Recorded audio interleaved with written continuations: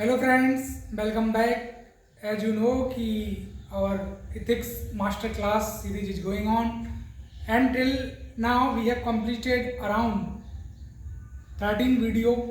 So kindly watch all of them. UPSC aspirant, kindly watch all the videos, and the aim of our series is basically to score 110 plus marks in ethics UPSC Mains 2026 and best of best content from multiple sources we are combining in one video of 15 to 20 minutes. Best of best example, recent example, theory, case law, all things we are interconnecting so that maximum enrich content you get, जो भी enrichment content है वो आपको मिले और बहुत अच्छा score जो है आप यूपीएससी मैथ्स 2026 में करें। बस आप इस वीडियो को ज़्यादा से ज़्यादा शेयर कर दें, सब्सक्राइब करें। देखा है मैंने कि बहुत से लोग देख लेते हैं वीडियो, ना कोई सब्सक्राइब करता है ना कोई शेयर करता है। सो जो एस्पिरेंट यूपीएससी एस्पिरेंट सीरियस है प्रिपरेशन के लिए वो ज़रूर सब्सक्राइब करें चैनल को, क्योंकि आने वाले टाइम में GS2 भी, polity governance, social justice, international relation, वो भी complete free of cost YouTube पर डलेगा। और आप देखेंगे कि दिल्ली में भी जो कोचिंग में पढ़ा रहे हैं लोग, उससे आप कंटेंट मैच करना और मेरे कंटेंट को मैच करना, आप खुद समझ जाएंगे कि कितना इनरिच कंटेंट हम पढ़ा रहे हैं। जो भी रिसेंट एग्जाम्पल हैं, जो भी रिसेंट केस लॉ थ्योरी, हर चीज़ हम इनकॉर्पोरेट कर रहे हैं। सो एक सब्सक्राइबर तो बनता ही है, सो आप सब्सक्राइब जरूर करें। और दूसरा इशू है कि लोग जनरली क्या करते हैं कि वीडियो देखते हैं, 1-2 सेकंड देखेंगे, कोई आधा मिनट, उससे अच्छा आप ना देखें। मेरा एकदम सीधी सी बात है कि आप वीडियो ना देखें, उससे अच्छा तो देखना है अगर आपको तो पूरा 15 मिनट 20 मिनट का वीडियो देखें, तभी आपको, क्योंकि बेनिफिट होगा। सीधी बात है, आपका बेनिफिट होना चाहिए। और बेनिफिट यूपीएससी एस्पिरेंट का तभी होगा जब आप पूरा वीडियो देखेंगे। अभी तक के सारे जो टोटल 13 क्लास हो गई हैं वो पूरी देखेंगे, आने वाले टाइम में भी पूरी क्लास देखेंगे, तभी बेनिफिट मिलेगा, तभी 110 प्लस स्कोर करेंगे। आधे अधूरे वीडियो देखने से कोई फ़ायदा नहीं है, उससे अच्छा तो आप ना देखें। क्योंकि वैसे मैं यूट्यूब पर मनी के लिए नहीं आया हूँ, मेरा टीचिंग एक पैशन है। आगे यूपीएससी अटेम्प्ट मुझे देना है, बट टीचिंग एक मेरा पैशन है, इसे उससे परस्यू करने के लिए मैं आया हूँ। सो इस चीज़ को आप ज़रूर ध्यान में रखें। सो वही लोग सब्सक्राइब करें जिनको अंदर से लगता है कि हाँ यार हमें सब्सक्राइब करना चाहिए। तो चलो खैर, आज का टॉपिक है बेसिकली मास्टर क्लास 14 है इथिक्स की, वो हम पढ़ने जा रहे हैं। और हमारा जो टॉपिक है that is feminist ethics. So in today's topic we are discussing about feminist ethics. So basically there was 2 philosopher, one American philosopher that is Nel Noddings. Here you can see the spelling also, Neil Noding. He was an American philosopher and other was American psychologist, that is Carol Gilligan. So both they have talk about feminist ethics. The ethics of care theory was propounded by Carol Gilligan and feminist ethics was propounded by this Neil Noding. So basically, as we know कि in society there are so many biasness towards women also, and whether the normative theory like teleological approach, deontological approach, Greek philosophy, Aristotle, Plato, they have talked about universal principle of ethics, but they have not talk about feminist ethics. So there is biasness also कि women rights, gender justice is not there. So what are the practices which are prevalent in society? अगर हम कुछ practices की देखें कि society में कौन कौन सी ऐसी प्रैक्टिस हैं जो प्रिवलेंट हैं, जिससे हमको लगता है कि वुमेन के जो राइट्स हैं वो सही मायने में जो है उनको नहीं मिल रहे।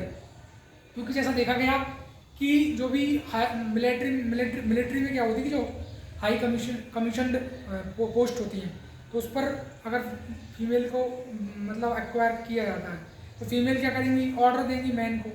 जो मेल मेंबर हैं मिलिट्री में, तो उनको क्या करेंगी, फीमेल ऑर्डर देंगी। तो मेल को पसंद नहीं आया तो उन्होंने कहीं ना कहीं जो है गवर्नमेंट को बोला इस व्यू को, और गवर्नमेंट ने सुप्रीम कोर्ट में बात रखी, तो सुप्रीम कोर्ट ने रिजेक्ट करी हालांकि इस व्यू को, और सुप्रीम कोर्ट ने बोला कि नहीं, वुमेन जो है हायर पोजीशन में एक्वायर कर सकती हैं। और फिर हायर पोजीशन के लिए वुमेन को सेफगार्ड किया गया, उनको एक्वायर करने के लिए बोला गया। तो इससे क्या दर्शा रहा है, ये दर्शा रहा है आज ही पैट्रियार्कल माइंडसेट सोसाइटी का। आपने देखा होगा कि जनरली मेल चाइल्ड प्रेफरेंस दिया जाता है कि भाई मेल चाइल्ड का बर्थ हो। हिस्टोरिकल इनजस्टिस की भी बात करें तो फीमेल इन्फेंटिसाइड ब्रिटिश टाइम से ये बहुत लास्ट लेवल पर लिखा गया। फिर उसके बाद जो है इनेक्ट किया गया, राइट्स इनेक्ट किए गए। फीमेल फोर्टिसाइड जो है, फीमेल को मतलब जो चिल्ड्रन है, फीमेल चाइल्ड, उनको मार दिया जाता है बचपन, मतलब जब वो 6-7 महीने की रहती हैं। अबॉर्शन वगैरह किया जाता है, डॉटर का अबॉर्शन किया जाता है। तो ये सारी माल प्रैक्टिसेस सोसाइटी में आज भी प्रेवलेंट हैं। इसके लिए गवर्नमेंट ने स्टेप भी लिए हैं, रूल्स भी फॉर्मुलेट किए गए हैं, और 6 मंथ की शायद इसमें जो है सजा भी, और उसको फर्दर भी एक्सटेंड किया जा सकता है अगर कोई डॉक्टर भी इसमें गिफ्ट पाया गया। उसी प्रकार बात करें तो फैमिली में भी डिस्क्रिमिनेशन होता है। जो भी हेल्थ एजुकेशन पर जो इन्वेस्टमेंट होना चाहिए गर्ल चाइल्ड के, वो नहीं होता। उससे लैक ऑफ अपॉर्चुनिटी उनके लिए हो जाती है, गर्ल चाइल्ड के लिए। और आप जानते हैं कि अगर एक महिला शिक्षित नहीं होगी तो आने वाले टाइम में वो अपने चाइल्ड को भी अच्छे तरीके से शिक्षित नहीं कर पाएगी। उसी प्रकार से बिजनेस की बात करें या जॉब प्रोफाइल की बात करें, सो जो भी सॉफ्ट स्किल वाली जॉब है, ठीक है, जैसे कि अगर हम बात करें कि स्कूल टीचर, या बात करें कि भाई जो भी आपके कस्टमर केयर वाली जो जॉब रहती हैं, कस्टमर केयर एग्जीक्यूटिव जो जॉब रहती हैं, ठीक है, सॉफ्ट स्पोकन जो जॉब रहती हैं, वो कहीं ना कहीं फीमेल को दी जाती हैं, ठीक है। सो इंडस्ट्री में भी बात करें तो 2 कॉन्सेप्ट हैं, एक है आपका ग्लास सीलिंग कंसेप्ट और एक है आपका glass clip concept. Glass ceiling concept basically ये बोलता है कि एक हायरार्की में जो भी टॉप पोजीशन है, जो सीईओ एग्जीक्यूटिव की पोजीशन है, ठीक है, तो वो जनरली मेल ही एक्वायर करते हैं। और हर फील्ड में ही आप देख सकते हैं। अगर वुमेन का पार्टिसिपेशन पार्लियामेंट में देखें तो वो भी बहुत कम है, ठीक है। जुडिशरी में देखें तो वुमेन कितनी वुमेन ऐसी हैं जो जज हैं, 1-2 मिलेंगी आपको। तो हर जगह वुमेन का पार्टिसिपेशन कम है। तो ग्लास सीलिंग कंसेप्ट यही बोलता है कि जो सीईओ की जो पोजीशन, इंपॉर्टेंट पोजीशन है, वो मेल एक्वायर करते हैं। वुमेन जनरली लोअर स्किल जो है वाली जॉब जो है, सॉफ्ट स्पोकन स्किल वाली जो जॉब है, ठीक है। हेल्थ केयर में भी आपने देखा होगा वुमेन जो है फ़ोन वगैरह उठाने के लिए उनको रखा जाता है। सो जो लोअर पोजीशन है वो वुमेन के लिए है, और जो अपर पोजीशन वो सीईओ वगैरह हायर कर लेते हैं। उसी प्रकार ग्लास क्लिप में क्या होता है कि जब भी कभी लगता है कि कोई बिजनेस रिस्की है या कोई कंपनी घाटे में जा रही है, सो जो भी टॉप मोस्ट पोजीशन वो वुमेन को दी जाती हैं, जिससे कि कल के दिन पता तो ऑलरेडी रहता ही है कि भाई लॉस में जाएगी कंपनी। सो कल के दिन जब लॉस में चली जाए तो वुमेन के मत्थे चढ़ दिया जाए, उसको वुमेन को उसके लिए रिस्पॉन्सिबल ठहरा दिया जाए। रिस्पॉन्सिबिलिटी ऑन वुमेन सोल्जर कि women are heading this organisation, that is why this organisation fail. So these are the concepts we have discussed ki how women face discrimination in society.